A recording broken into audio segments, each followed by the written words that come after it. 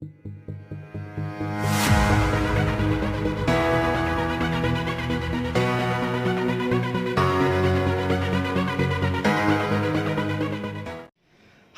ketemu lagi sama Om David Sulkata Farm. Nah, kali ini Om David akan membuat video mengenai bisnis kura-kura sulcata. Jadi video ini mungkin akan sedikit panjang ya, bukan mungkin lagi sih. Om David rasa durasinya akan cukup panjang. Jadi buat teman-teman yang cuman punya waktu sedikit atau pendek, sebaiknya nanti aja nontonnya. Kalau memang waktunya, kondisinya, situasinya memungkinkan gitu. Tapi kalau memang kebetulan punya cukup waktu, boleh nonton aja sekarang gitu. Nah, Om David akan sedikit sharing mengenai bisnis kura-kura sulcata. Baik itu dari sisi Om David yang punya pengalaman atau experience sebagai breeder dan juga seller. Kemudian Om David yang sebagai dosen ilmu ekonomi. Jadi akan Om David combine.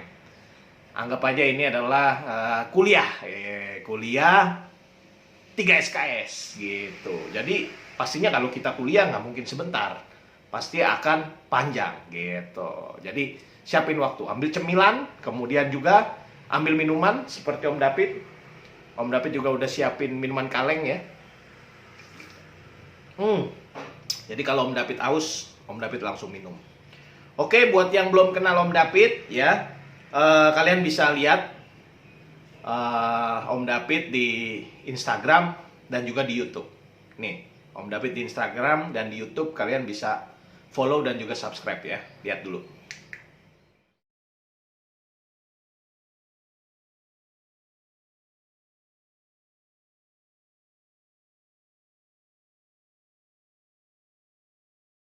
Jadi Om David di Instagram itu namanya, kalau kalian cari, Om David, OMDAPIT, digabung.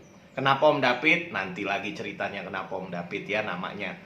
Tapi kalian bisa cari di Instagram Om David, kalian bisa follow kalau pengen gitu. Kalau enggak juga nggak apa-apa.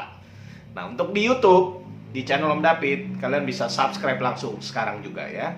Subscribe, kemudian juga kalian terserah mau nyalain loncengnya atau enggak, bebas gitu ya. Oke, tanpa berlama-lama Om David akan sharing dulu. Om David itu kebetulan adalah dosen. Nah, ini fotonya waktu Om David lagi ngajar di kelas ya.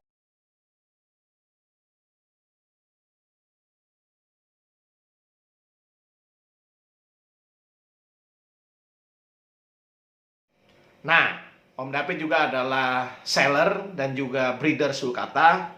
Ini adalah beberapa foto sulcata-sulcata jumbo Om David yang Om David punya di farm. Total sebenarnya Om David ada puluhan ekor, tapi tambah kurang ya, karena juga sebagai seller. Jadi saat ini kurang lebih ada 17 ekor. Ini foto-fotonya.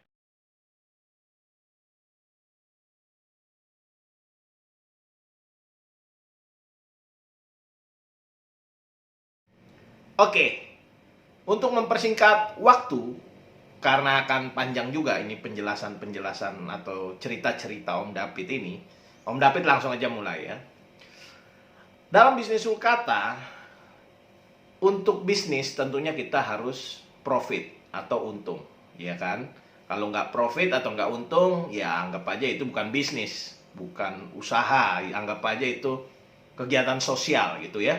Jadi untuk bisnis, ini opini Om David ya, untuk usaha kita harus dapat untung atau profit atau laba.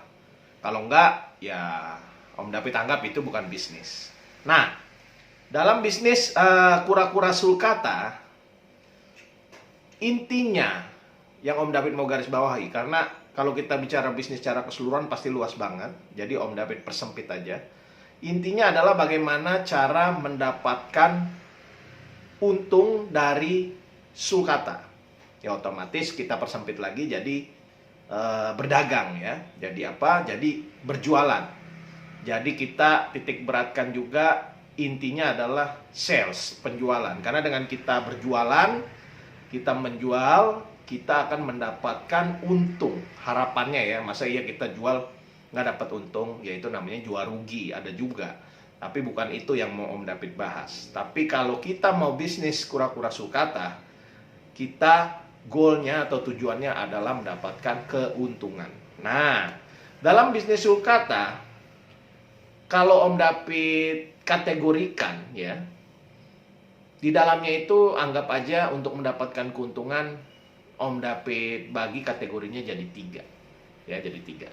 Yang pertama, kita itu, ya ini semuanya terkait berjualan ya, terkait sales. Kalau di luar daripada itu Om David nggak bahas. Nah, yang terkait kita penjualan aja, terkait sales, terkait kita sebagai seller, penjual. Terbagi kategorinya Om David bagi 3. Yang pertama, kita bisa sebagai reseller. Apa itu reseller? Reseller adalah kita berjualan kura-kura sulcata, entah itu anakan, entah itu juvenile, yang remaja, yang lebih gede ya, bukan baby, entah itu indukan. Tapi kita beli dari orang lain, kemudian kita jual lagi. Tentunya kita men-set harganya supaya kita mendapatkan keuntungan. Kita belinya misalnya katakanlah 1.000, kita jualnya 2.000. Jadi mendapatkan keuntungan Rp1.000. Kita bisa menjadi reseller. Yang kedua, kita bisa menjadi importir sekaligus seller ya. Jadi bukan reseller.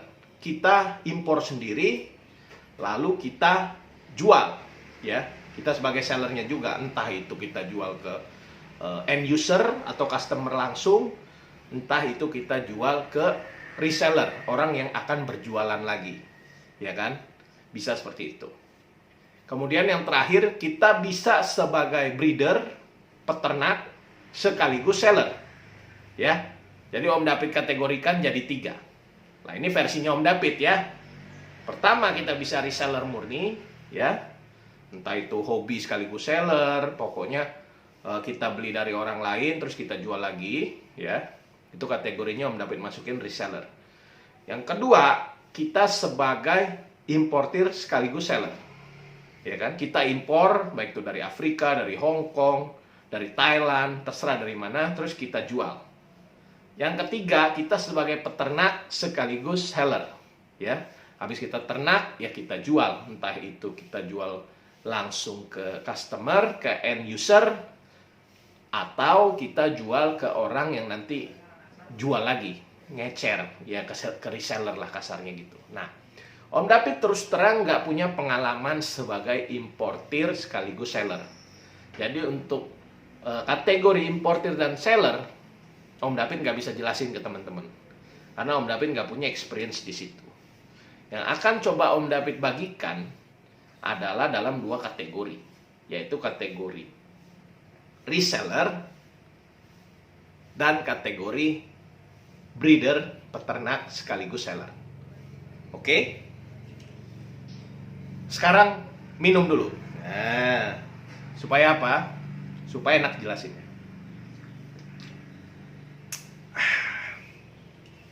Oke. Mungkin video ini akan Om David bagi jadi beberapa part. Karena kalau Om David nggak bagi jadi beberapa part, kesian teman-teman, kelamaan. Oke. Kita mulai aja ya. Oke, yang pertama yang Om David mau bahas adalah kategori kita sebagai reseller. Gimana caranya kita bisnis kura-kura sulcata sebagai reseller. Oke. Itu sebenarnya bukan hal yang sulit. Itu mudah-mudah saja. Yang pertama, otomatis kita harus beli sulcatanya. Bisa kita sebagai hobi, kita beli kemudian kita pelihara, atau memang kita niatnya sebagai sales murni aja. Kita beli langsung kita jual kembali, bisa. Ya kan? Nah, otomatis kita harus mendapatkan sulcata tersebut dengan harga yang semurah mungkin. Semurah-murahnya. Biasanya kalau kita ambil dalam skala besar, 5 ekor, 10 ekor, maka harga sulcata itu cenderung lebih murah kalau kita pintar bernegosiasi, kita pintar tawar-menawar. Tapi itu juga dipengaruhi dari apakah saat itu jumlah stok yang ada di pasaran sulcata itu melimpah. Kalau sedang langka atau sedang tidak istilahnya banjir dalam tanda kutip, ya otomatis agak sulit. Tapi kalau sulcatanya lagi banyak imporan besar-besaran, biasanya sulcata itu harganya relatif murah. Kita ambil dalam skala lebih besar lagi, lebih banyak lagi, per 10 ekor, per 20 ekor, harganya bisa ditekan lagi, lebih murah lagi. Nah, dari situ kita bisa jual satuan atau borongan, terserah. Yang penting per 1 ekor sulcata kita sudah mendapatkan keuntungan. Misalnya, kita beli 1 ekor sulcata itu 1 juta rupiah. Kita bisa jual di harga 1.100.000 atau 1.200.000. Ini misalnya ya. Kalau harga sekarang mungkin nggak dapet, karena sekarang itu sulcata lagi dalam masa yang langka. Karena apa langka? Kalian bisa cek video Om David sebelumnya. Karena saat ini musim COVID-19 ya, corona, impor lagi susah masuk, otomatis permintaan yang tinggi tidak bisa tercukupi oleh sulcata-sulcata yang saat ini berada di market, baik itu dari peternak, baik itu dari seller. Sulcatanya itu banyak yang diserap oleh permintaan yang tinggi dari para penghobi, sehingga di pasaran sulcata itu banyakan tidak ada. Sehingga karena kelangkaan, otomatis harganya semakin naik. Nah, cuman ya mungkin ini nggak akan lama lagi. Mungkin nanti kalau corona situasinya sudah mulai membaik ya, udah ada regulasi baru dari pemerintah untuk bisa lagi impor, maka harga sulcata akan kembali menurun dan mulai stabil. Nah, sebagai reseller kita harus beli semurah mungkin ya. Tapi semurah mungkin juga harus rasional ya. Jangan pakai hukum ekonomi yang mengatakan usaha itu dengan modal sekecil-kecilnya dan keuntungan sebesar-besarnya. Ya memang ada hukum ekonomi seperti itu, tapi kalau diterapkan, diimplementasikan ke kenyataan ya, ke realita bisnis, agak sulit. Ya iya, masa iya kita mau modal 1.000 rupiah, kemudian kita mau jual sulcata harga 1.500.000 sehingga untungnya 1.499.000, kayaknya nggak make sense ya. Ya modalnya harus disiapin juga. Dengan modal sekecil-kecilnya bukan berarti gratis atau harganya jadi 1.000 rupiah, enggak. Tapi yang logis aja, harga pasaran berapa, kalau bisa dapetin di bawah harga pasaran gitu. Nah, nanti kita jual di harga, kalau bisa sih di atas harga pasaran atau harga normal. Nah, ya. Nah, kemudian belinya di mana? Belinya kita bisa beli di seller-seller besar, pedagang-pedagang besar. Ya. Yang memang dia itu biasanya langsung beli dari importir atau mungkin dia impor langsung ya. Sehingga harganya relatif murah. Kalau kita dapatnya murah, kita bisa ngecak harganya. Kita bisa atur harganya supaya menguntungkan buat kita. Ya. Kemudian kita juga bisa bekerja sama dengan breeder atau peternak. Breeder-breeder tertentu itu sekali panen, itu anakannya juga sangat banyak. Dan dia cenderung pengennya tuh cepet diserap gitu. Anakan dia yang segitu banyak, dia nggak mau nyimpen atau nyetok anakan tuh lama-lama. Karena namanya makhluk hidup tuh pasti beresiko. Termasuk importir, dia takut kalau nyimpen lama-lama. Pertama takut mati, ya. Kedua takut sakit itu kura-kuranya. Ya, namanya makhluk hidup bisa sakit. Kemudian takut juga nggak laku, karena mereka semua juga punya pesaing. Mereka berdagang tidak monopoli ya. Ada importir satu, ada importir yang lain. Ada seller yang satu, ada seller yang lain. Jadi mereka juga ada persaingan bisnis. Jadi kepengennya duit yang udah mereka tanemin buat impor ya, atau buat duit yang mereka tanemin buat ternak, itu sebisa mungkin cepat kembali ke mereka. Jadi mereka tuh udah bisa balik modal, sekaligus udah ada untungnya juga. Jadi mereka pengennya cepat. Biasanya gitu ya. Kalau dalam keadaan normal, kalau dalam keadaan corona kayak sekarang, itu different case, different story, itu beda lagi ya. Oke, kemudian kalian bisa jual langsung, bisa juga kalian keep dulu. kalian keep dulu artinya gini. Kalau misalnya memang lagi rame di market, kalian jangan buru-buru jual. Kenapa? Ya otomatis karena jumlah penawaran itu tinggi, banyak sekali, stok banyak, sedangkan permintaannya tetap, harga-harga kan turun tuh. Kalau harga-harga turun, kalian kalau untung terlalu tipis, mendingan jangan jual dulu ya. Kalian keep aja, karena sulcata itu cepat gede ya. Sulcata itu cepat gede. Jadi kalau kalian rawat sebentar, nanti dia besar, harganya beda. Keuntungan dari sulcata itu, yaitu harga berdasarkan ukuran. Jadi semakin besar sulcata, harganya juga semakin naik. Belum lagi kalau sulcata itu semakin bagus ya, kemudian semakin langka. Jadi bukan sulcata normal, entah itu dia warnanya berbeda, warnanya cantik, skutnya cantik, simetris, underscoot atau overscoot tapi yang bagus, yang rapi, atau jenis gen yang secara genetis dia berbeda ya, karena kelainan genetis, misalnya ivory atau misalnya albino, harganya jauh lebih mahal. Oke, kalian bisa gedein dulu atau pembesaran dulu, baru kalian jual, sehingga kalian bisa mendapatkan spread untung lebih banyak, lebih besar. Nah, hal ini juga banyak dilakukan oleh teman-teman Om David yang dia capek bersaing dengan penjual-penjual lain menjual sulcata yang normal-normal aja. Dia lebih baik dananya, modalnya dipakai untuk ngekip jenis-jenis sulcata yang unik ya.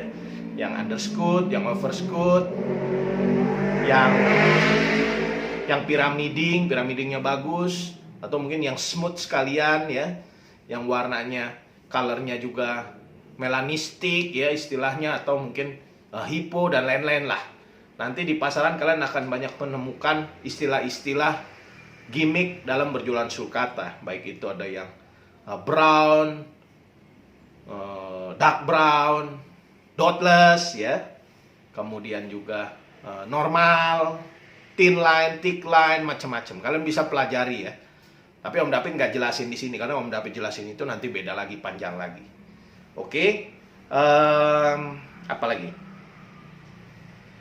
Kayaknya untuk reseller itu aja ya. Kalau misalnya ada yang belum Om David jelasin atau kalian merasa ada yang kurang, kalian bisa tulis komen, nanti Om David baca. Mudah-mudahan Om David bisa tambahin pada saat bikin video berikutnya tentang reseller dalam bisnis kura-kura sulcata ini. Nah, jadi reseller tuh susah apa enggak sih Om?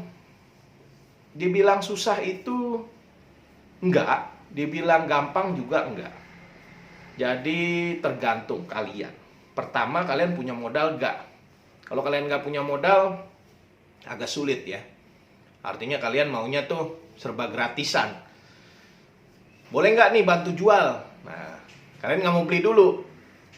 Biasanya kalah cepet sama yang beli. Ya otomatis penjual pasti mendahulukan yang beli.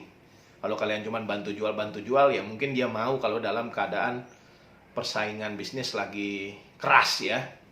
Jadi dia sendiri sulit dalam menjual sehingga dia butuh bantuan kalian. Di situ kalian bisa bertindak sebagai reseller tapi nggak membeli, cuman bantu jualin doang. Tapi kalau kalian punya modal, lebih enak kalian beli aja. Kalian beli, pilih sendiri atau beli dari penjual yang bisa dipercaya ya, yang memberikan garansi. Jadi kalian mendapatkan kura-kura yang sehat, karena kalau kura-kuranya sakit percuma ya. Kalian untung 100-200 ribu, mati satu. Yang mati itu harganya 1 juta. Jadi bukannya untung, kalian malah nombok. Jangan sampai kayak gitu. Nah, kedekatan kalian juga dengan importir atau penjual besarnya itu juga ngaruh ya. Jadi kalian bisa menjalin kedekatan dengan mereka sehingga kalian didahulukan. Kalau datang duluan stok itu, kalian akan diinfokan duluan. Jadi kalian bisa milih duluan. Milih duluan itu pengaruh ya. Karena kalian bisa milih yang bagus-bagus, yang sehat-sehat. Kalau kalian dapat sisaan, agak kesian juga ya. Dalam keadaan yang nggak langka, misalnya kalau langka ya beda cerita. Kayak sekarang kan lagi langka ya beda cerita. Kalau kalian dalam keadaan normal-normal aja, milih duluan itu sesuatu dalam tanda kutip. Kalian bisa pilih yang bagus-bagus. Semakin bagus, kalian jualnya juga semakin mudah. Karena permintaannya lebih tinggi daripada ya sulcata yang terlihat kusam atau penyakitan atau atau buluk atau nggak menarik secara visual ya, atau apa istilahnya, beberapa sulcata yang penyok-penyok gitu ya. Jadi saran Om David, jalinlah relationship, carilah link networking dengan para penjual-penjual besar, jaga kepercayaan di antara kalian dengan mereka. Dengan beli kan kalian jadi langganan ya, jadi customer, jadi mereka juga lebih baik ke kalian. Beli, kalau punya modal, beli dengan harga semurah mungkin, kalian bisa jual. Tapi jangan salah, ini adalah persaingan bisnis yang cukup keras di bisnis hobi ini. Butuh nama baik, butuh kepercayaan, butuh trust. Nggak semua buyer atau calon buyer percaya sama kalian. Apalagi kalian tuh new player ya, pemain baru di bisnis ini. Biasanya orang takut. Ya memang ada beberapa orang yang nekat mencari harga murah. Kalau kamu mau jual murah, mungkin kamu tetap bisa jual. Tapi kalau misalnya kamu belinya satu modalnya 1 juta, jualnya 1.050.000, kan capek. Jangan-jangan nggak untung. Buat bayar bensin aja, buat bayar pulsa aja, buat iklanin aja butuh kuota, udah nggak balik modal. Jadi harus untung ya. Jaga relationship dengan breeder, dengan importir, dengan seller besar. Ya mudah-mudahan bisa continue terus gitu. Jaga juga nama baik kalian, kepercayaan kalian ke customer. Itu penting.